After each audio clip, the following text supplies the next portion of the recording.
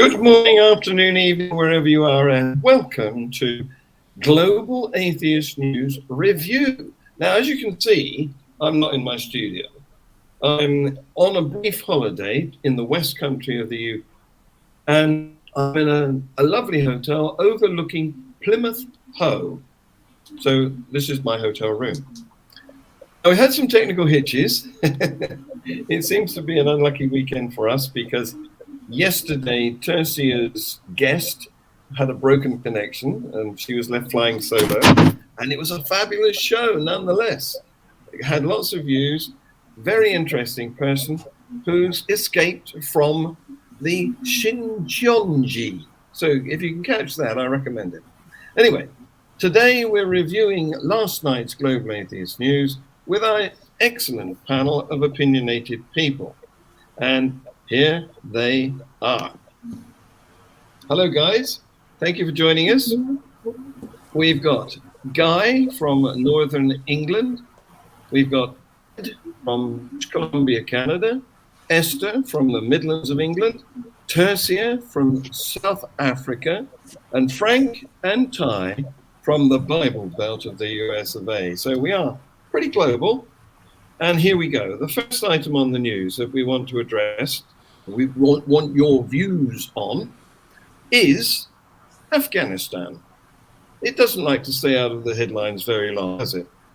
So, as you may remember, the Taliban enforced female face covering some couple of weeks ago, but oddly, the female television presenters went on being shown unveiled until this last week.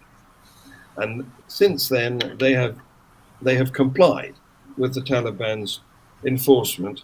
And the comment that one of them made was, they're trying to erase women from society. So what do you think of that, guys? Accurate. That's what they're trying to do. The goal, we were talking about this during the radio show today. The goal of religion isn't to add value to things, it's to devalue other things to make the religion more important or more valuable. And women are an easy target, minorities are an easy target. And that's what we're seeing right now. It's essentially Islam recognizing that there's not much to offer aside from devaluing or putting down other groups of people. And then hopefully the ones that can vote or rise or be the most violent get to the top and they were being in control. And by virtue of that, they have a benefit of maintaining this system. Yeah. It's unfortunate. Yeah. It's a religious cancel culture. Yeah, I mean, I think it's a patriarchal power grab, really. That's basically what it is. It's patriarchy. And this is a problem because it devalues, as you've said, the role and the dignity of women. Yeah, it's a control freakery thing, isn't it? What do you think, ladies? I appreciate the part of the world I find myself in at the moment, right? I can dress however I want, I can appear however I want, but you think about the people there. These people they're not doing this because it's their choice. They're being forced into compliance. They're being forced. Their will is taken from them because some people, or rather, they feel like the religion gets to dictate how the women should dress. But then, do the same apply to the men?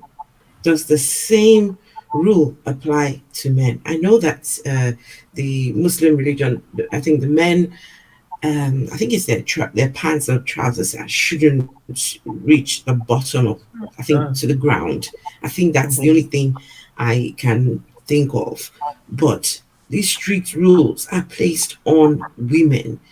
You know, you enforce these laws on the women. You get to dictate who they can go out with. Women can't even go out on their own. They've got to have a male chaperone, male. I mean, what exactly are they planning to, what kind of future are they planning for the country? In 10 years, in 20 years, what kind of country would you have? The more you suppress people, the more, I mean, that cannot help a society, I don't think. Especially as we know that the more equal women become, or even the more powerful they become, the better the society is. Mhm. What would you say to that, Chelsea? The thing that boggles my mind is, what is the psychology behind this? Why is it so deeply seated in religions, especially the monotheistic religion? Why is it so deeply seated in the history of those religions to demean women? Because if you look historically, if you look at the role that female priestesses played in the ancient religions of the Greeks, the female goddesses, and you look at the, I was watching a documentary about the Celts and the ancient Germanic tribes, and Tacitus wrote about them as a criticism that they value the opinion of their women, and women play an important role in society. So what is it about the monotheistic religions that the role of women is so demeaned? What is the psychology behind that? And I think that is something that research has to be done on that, because it seems to be that it wasn't always like that. If we go back to our primitive past, 2,000 years or so ago, or even the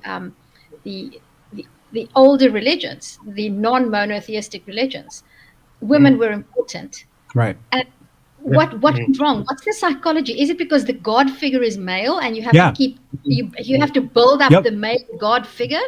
Yep. You put men on a pedestal. Yeah. Something needs to be, some research needs to be done into the roots of this, obviously. But I'm glad you mentioned the Greek female. There's probably quite a bit out there. I think the Bible, the Holy Bible, that's where, I mean, it may have started well before then, but the one-sidedness, almost anti-woman aspect of religion is, I think, rooted in the Bible. Yep. Except that it's even worse in Islam. So. Yeah. I would say the misogyny. Well, Islam came along later and has made it worse. But I think the roots of it are biblical.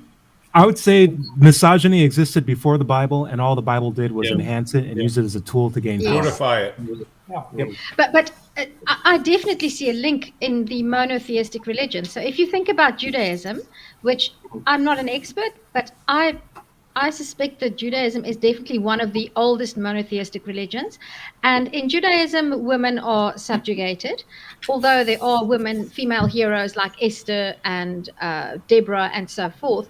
But then in the New Testament, women, it becomes worse. It's bad in the Old Testament, too. Those are even good heroes.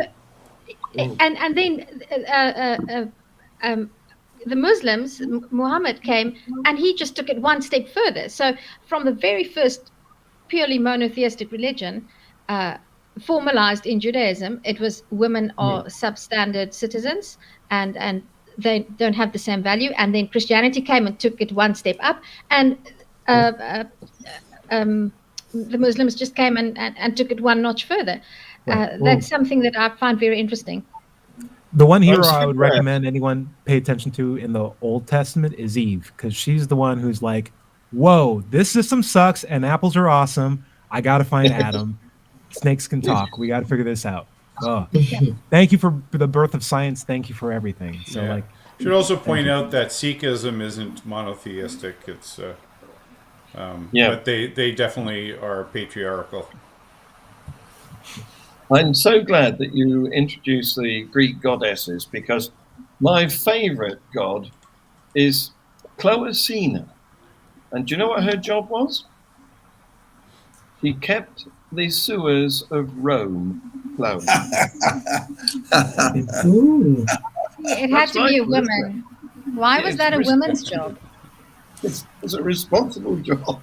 It's a dirty job. Staying with the Taliban. As you may remember, a couple of weeks ago, there's some sort of, I don't know, rumor escaped that the girls' schools, secondary schools, were going to be open. And a load of girls went to school, and then before lessons started, they were all sent home again because the Taliban leaders had got their wires crossed, and they weren't ready for this to happen yet.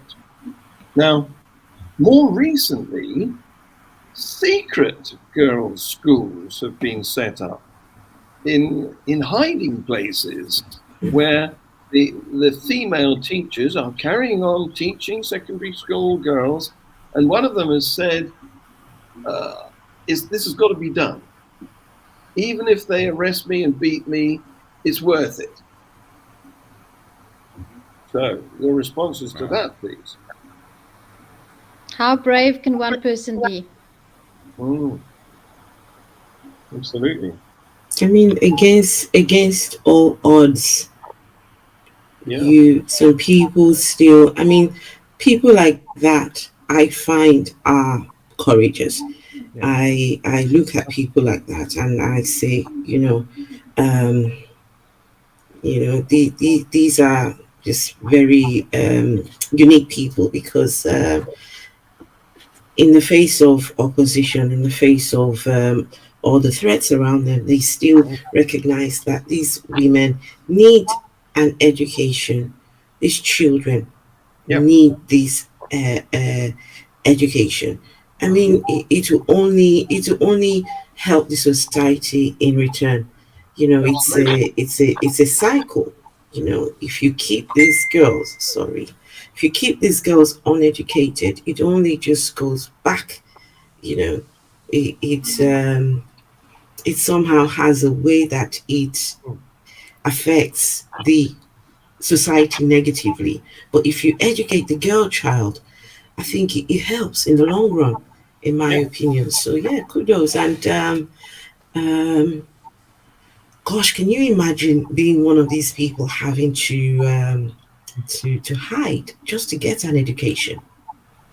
Wouldn't it be wonderful if these brave women actually had some sort of influence over the Taliban? If it gains, traction, this sort of campaigning might get them to change their minds. Can we hope? I don't think so. If it's something I learned about Afghanistan, it's that even after 20 years of American war, with all of our machinery, we did not stop the most determined minds do what they were planning on doing. And that doesn't just apply to the Taliban, it also applies to the women that live in that country too. And so I think what the Taliban are going to soon find out is that their use of force and coercion on their own people is going to lead to the same things that we discovered when we were at war with them, that they have spirits that don't get broken uniformly, easily, or ultimately not at all. And I continue to support this fighting that they're doing for education and seek refuge wherever they can. They have our support. Yeah, it's just a shame that you've got to fight to get educated. Guy had a communication breakdown, and he's back with us. Yeah, and I know he said before we started that he had connectivity problems. Didn't you, Guy? Welcome back. So, moving now to Nigeria. This is of your interest in your historic neck of the woods, Esther. In Bauchi, I think that's northern Nigeria, in probably the Islamic area. Because it's a divided country, isn't it? South is mostly Christian, north is mostly Muslim. Yes. So up there in the northern part, a Christian girl narrowly escaped being lynched for some, I don't know, offensive to Islam reason, genuine or not, it doesn't seem to matter very much. Anyway, she escaped being lynched, but the youths rampaged in response to this and went around breaking the windows and attacking the homes of Christians. How lovely is that? This has, in my opinion, it's been an ongoing problem. The population, for the last few years, it's been neck and neck between Christians and Muslims. Going back in 2017, the population of Christians was about 50% and 48% Muslims. But now it looks like the Muslims are now about 50% and the Christians about 49%. So it's always been a huge battle between both religions, and it only takes something very, very minute to trigger the Christians. They don't they're not as violent, they're not as they're not out there burning things or killing people, but it just the smallest of things just triggers these people, and before you know it, they're out there on a rampage and causing so much mayhem. Religion has done a lot of damage, in my opinion. If I really could say what I want to say, I feel like it's time that as a country they need to start to reassess some of the laws and some of the some of the ethics and the things that guides the country as a whole. And when you have this constant battle between these two religions, in my opinion, it's just it's a recipe for disaster. And it's not going to stop anytime soon. No, if something's not done.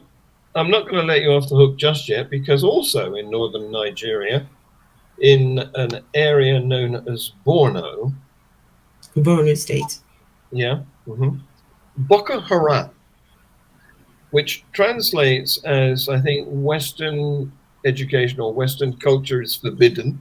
Haram means forbidden. And what has happened there is they've got terrorists who run around on motorcycles with guns, and they've run amok, and so far they've killed 60 farmers in a mass attack. And there's really no way we can imagine how to tackle this. I'm at a loss. What about you? I have a hypothesis, but it's not a quick solution.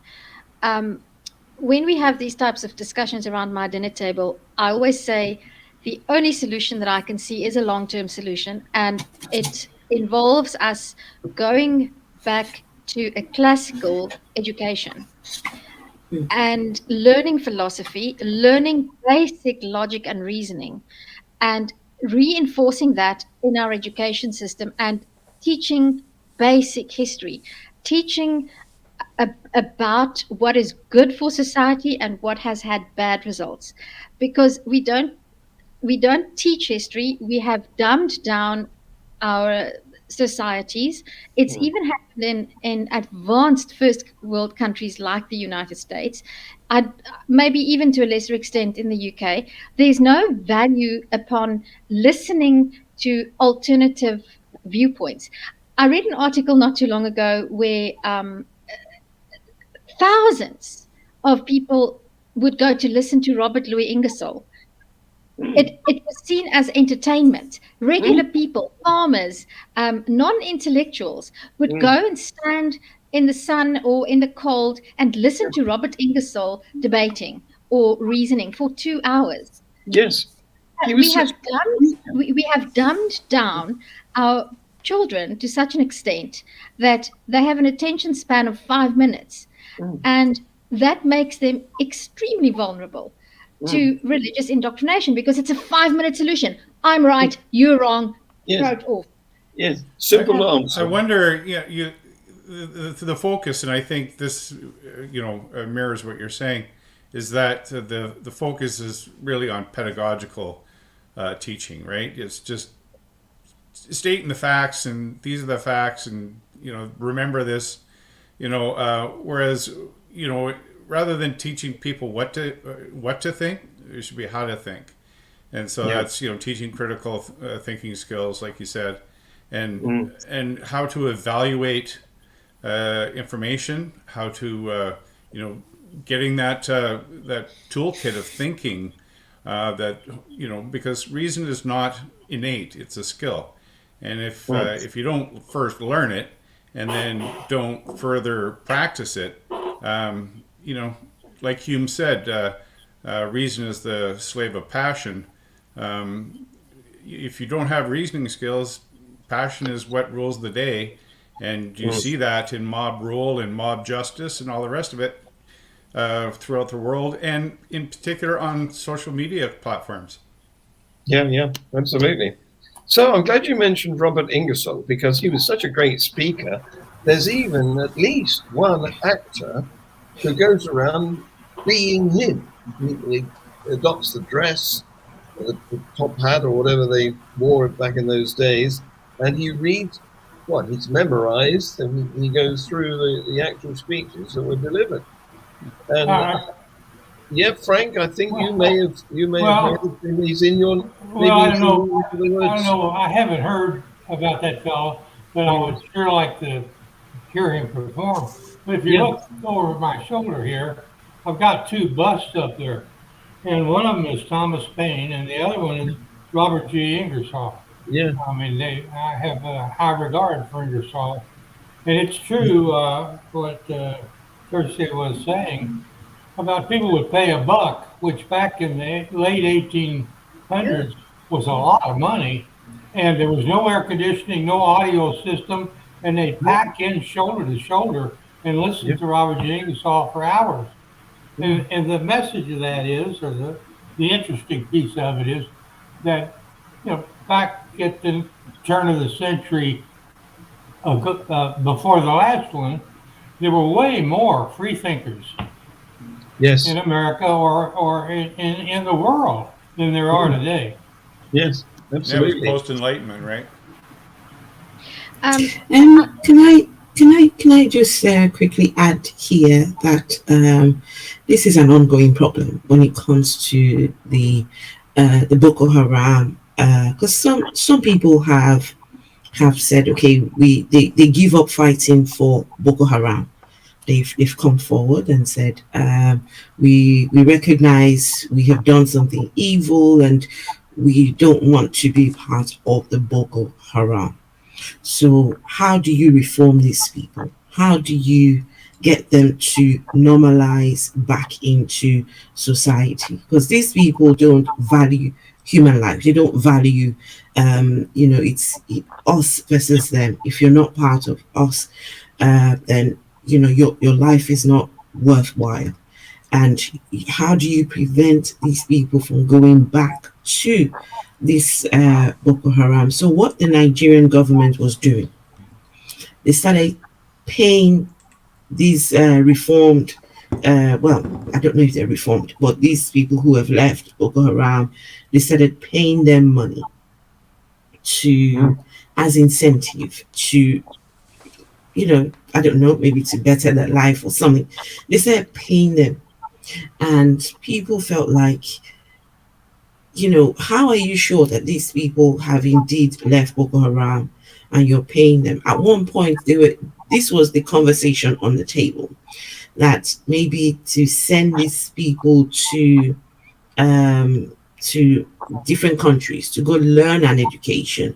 So maybe send them to the US, maybe send them to the UK or something, and get them to go learn. And people said, how can you waste government money? So that's another conversation. I feel like, okay, so what's the hope for these people? If these people are saying, we don't want to fight with Boko Haram anymore, but we've been part of this group, and now we, so what are we offering these people? So I think it's such a vicious cycle. It just goes round and round. It's I don't know. I was going to say, sorry, Tessie. I was just going to, because I brought Guy back in. He's dropped out again.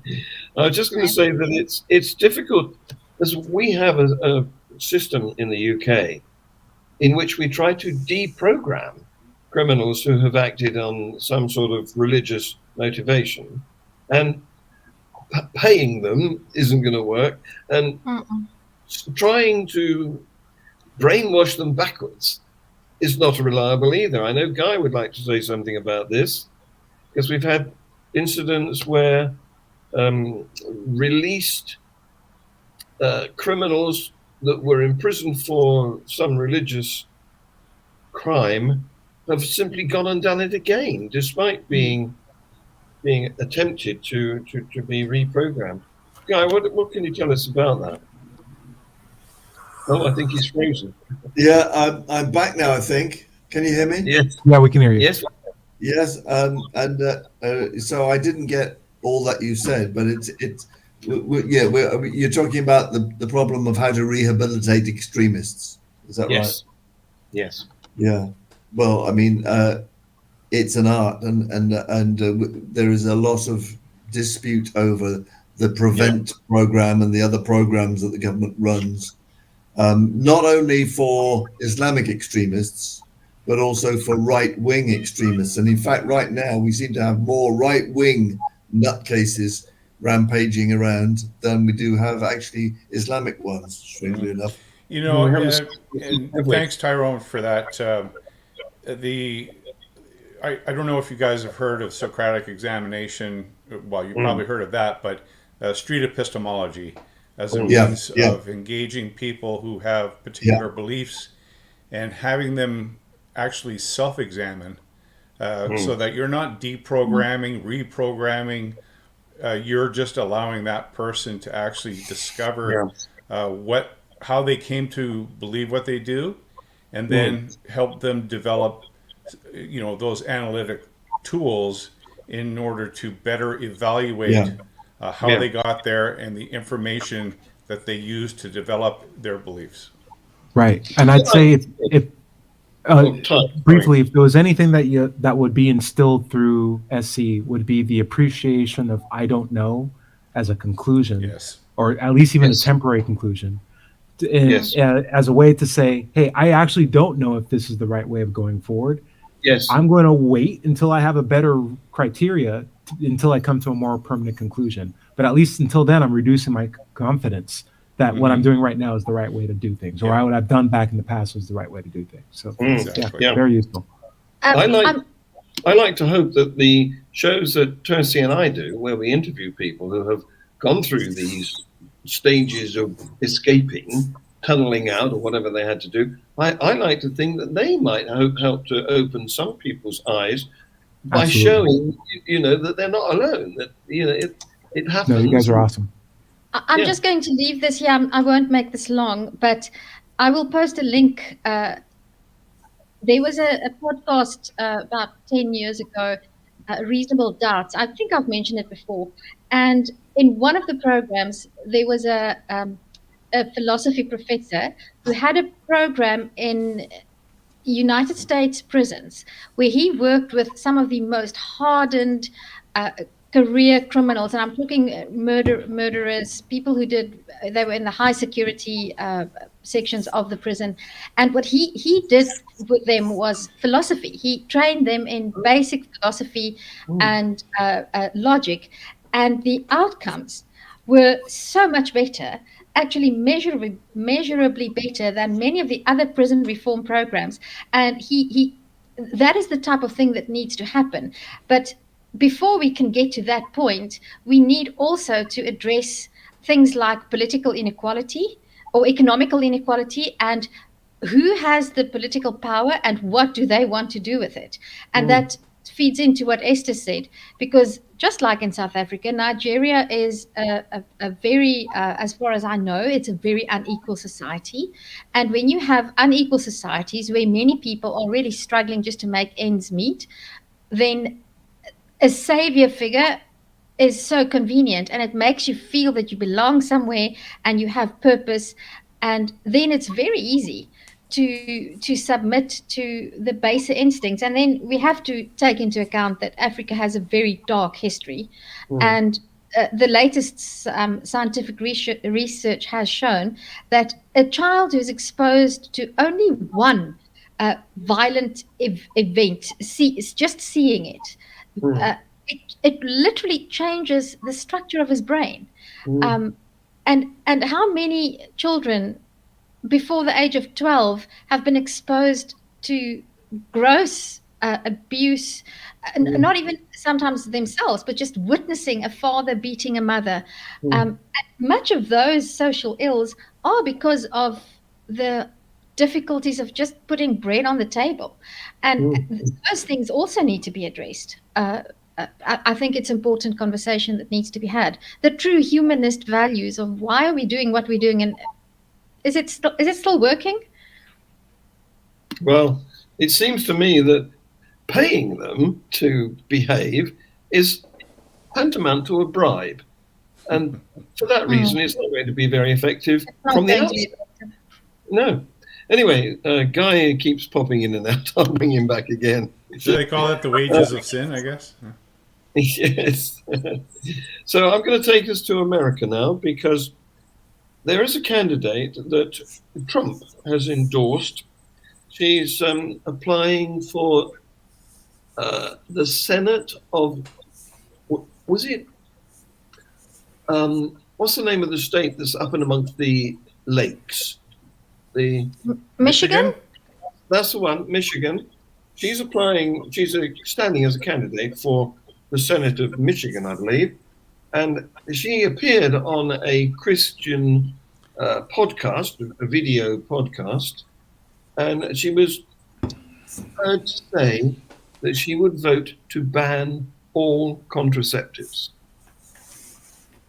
Oh, John, it gets worse than that. I have to quote some of her other beautiful sayings. She also said that she would like to bring back blasphemy laws.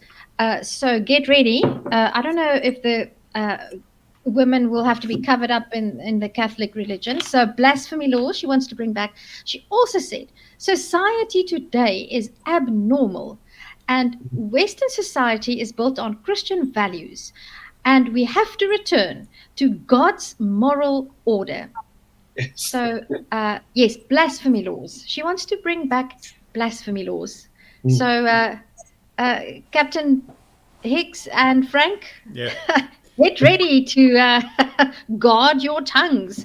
Well, you know, I'd recommend everyone to watch that video of her being interviewed on the Catholic radio show. Yeah. Because it's every sentence is so horrifying. It's worth watching. Yeah. Is it on? Where is that video found? I haven't seen it. Yeah, I did a clip of it in the Global Atheist News. Right. Well, I should let you know that it was only in 1983 that the blasphemy laws were repealed in Canada. So. Yeah. And I'm ashamed to say more recently than that in the UK. But I will put a link to this interview because it's truly a horror movie. You want to watch it from that point of view. Well, if you could find that video and post it later, I want to watch the video. Yeah. I'm unaware of other than it was an item in the news that you gave. I hadn't heard anything about it. You know, there's one unfortunate side effect of platforming people like that, is that every time that name is mentioned, it gets passed on, and people tend not to accurately associate what the message is.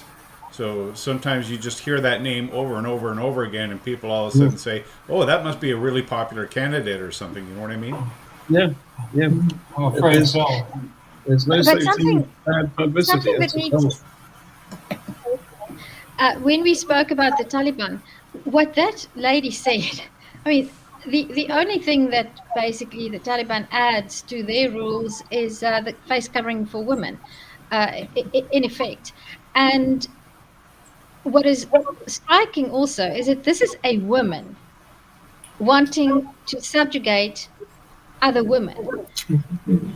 And how can one begin to make changes in society if there are women who are willing to say that contraceptives should be banned? That is, I don't know, Esther. I never understand what to make of a woman who's fine with women being subjugated. Well, it's all part and parcel of delusion, isn't it? I mean, and it has to be remembered too that Christians are on the decline in both Canada and in America. So, maybe she's really hardcore Christian and this is what she believes, but she's really appealing to a smaller and smaller demographic. As the rise of nuns and persons of other more tolerant faiths, like, there's plenty of them.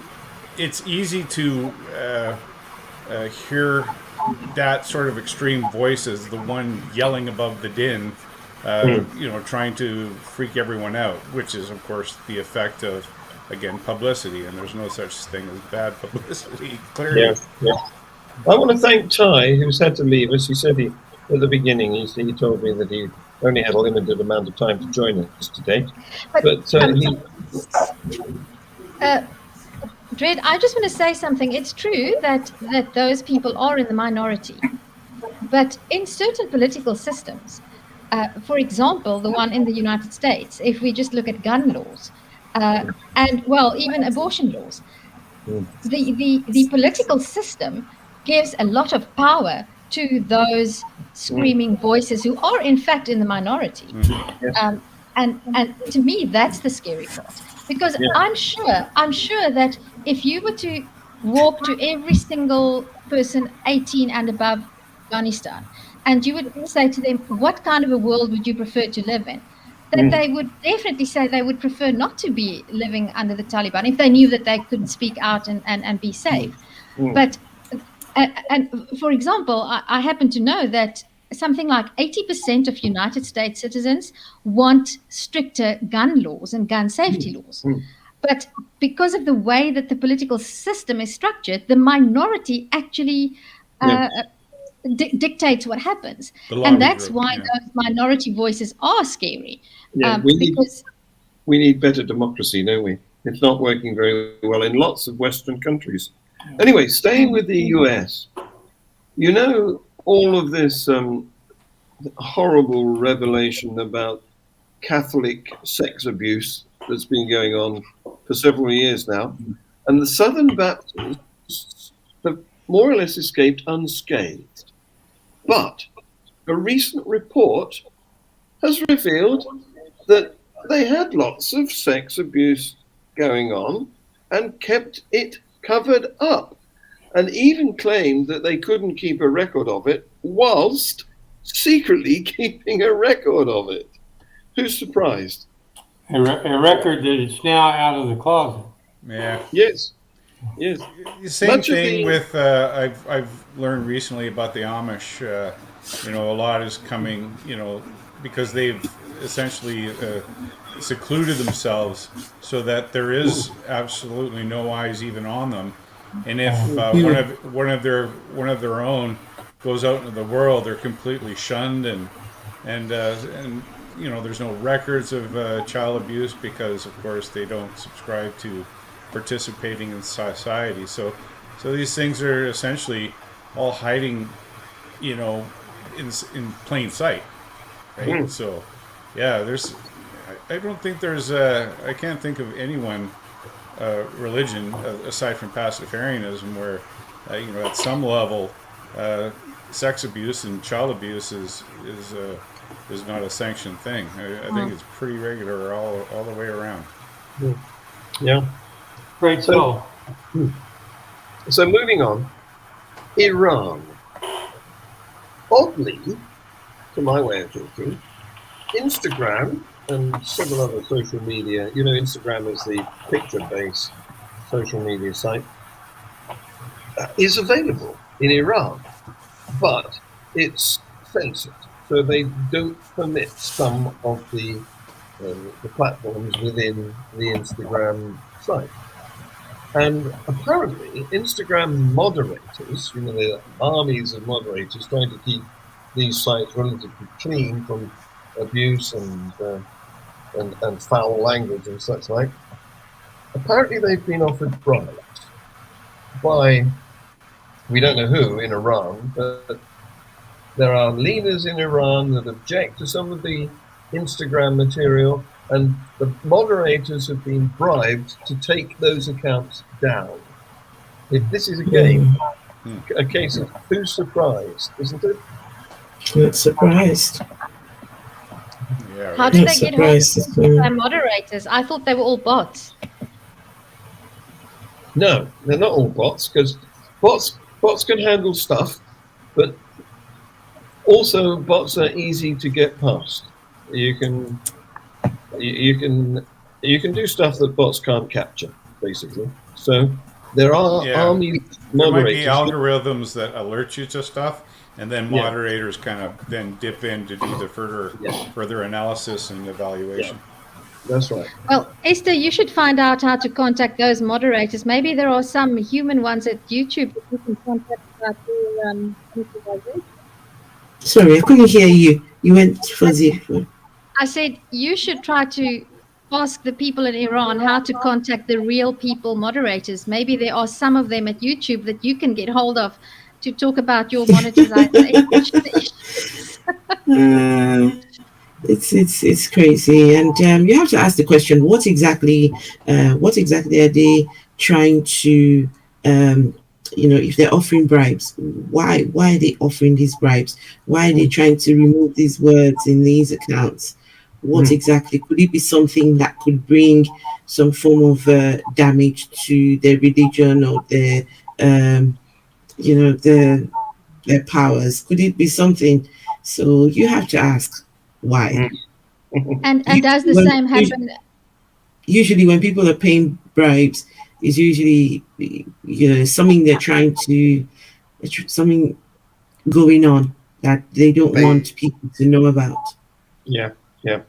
So you'll be pleased to hear that after all this abuse and murder and all the atrocities that we've been talking about so far, we now come to the funny news.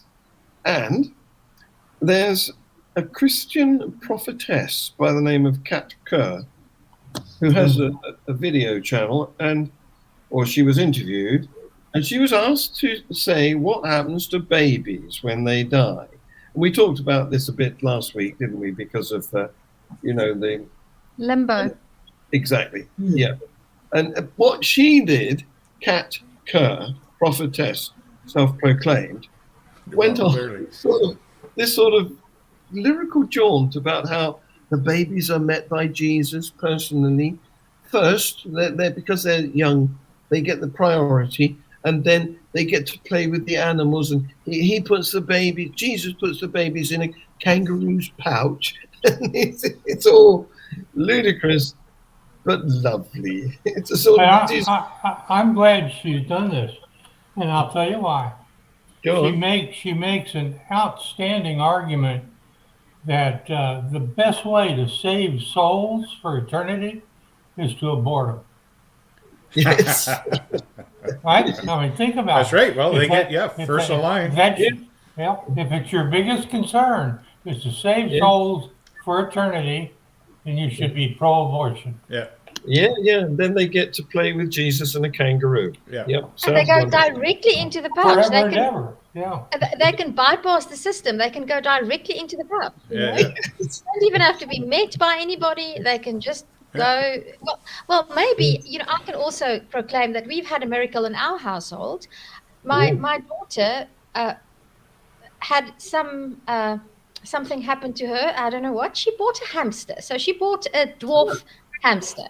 On impulse, 100%. She actually wants a dog, but she can't keep a dog in her flat at university, so she bought a hamster. And as far as she knew, this hamster was actually, according to the pet store owner, the hamster was, what do you spay hamsters? I don't know. But on the fourth day of owning this hamster, that we've subsequently dubbed Virgin Mary, I now have 7 baby hamsters. It's a miracle. Immaculately conceived.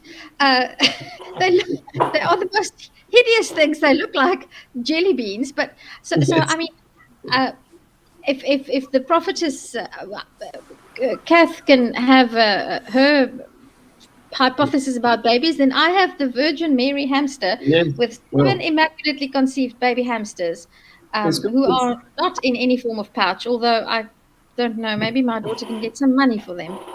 But yeah, that's about the only comment I can make to that whole story about the pouches and the babies and baby Jesus. And it's going to be difficult to top that, isn't it? But I love the way she made heaven sound like some sort of kids' theme park. She has made some very ridiculous claims, hasn't she, Katka? Yes, she has. Yes, we love her for it. Yes, anything that makes religion look ridiculous, I'm on that side. So, the final item we're going to do is on the Argentinian Maradona football hero who died a couple of years ago. But one of the airlines in Argentina has dedicated one of their jumbo jets or passenger carrying aircraft to the memory of him. And it's daubed with his name, his pictures of him doing his hand of God when he beat England in the, what was it, the 1960s? No, not 1984, whenever that was. And passengers, they have a dreamlike flight where they can be in the presence of what do you call those virtual icons? A 3-dimensional hologram, one of those, of Maradona himself. And they can, in the cabin of this aircraft, they can actually send a message to Maradona in heaven. Who wants to go on that flight? Oh, my goodness. It's like writing Santa Claus, right, for your wish list? Yes. Yeah. Well, there you are, folks. We've just come to slightly over our time, our allocated time, and Guy's been dodging in and out like a yo-yo. Well, I've got a parting joke if you guys want to hear one. Yeah, sure. So aliens come to visit the Earth, and the leaders and religious leaders, they all gather to converse with these aliens, and then it's the Pope's turn, and he says, "Do you know our Lord and Savior Jesus Christ?" And the alien says, "Oh, Jesus, yeah, JC, yeah, he's a great guy. He comes to our planet twice a year." And the Pope says, twice a year?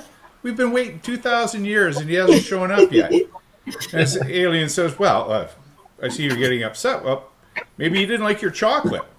And the Pope says, incredulous, "Chocolate? What's chocolate got to do with it?"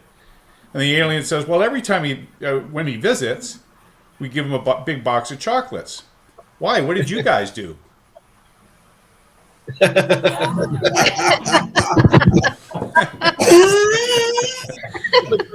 Great way to end. Thanks for that.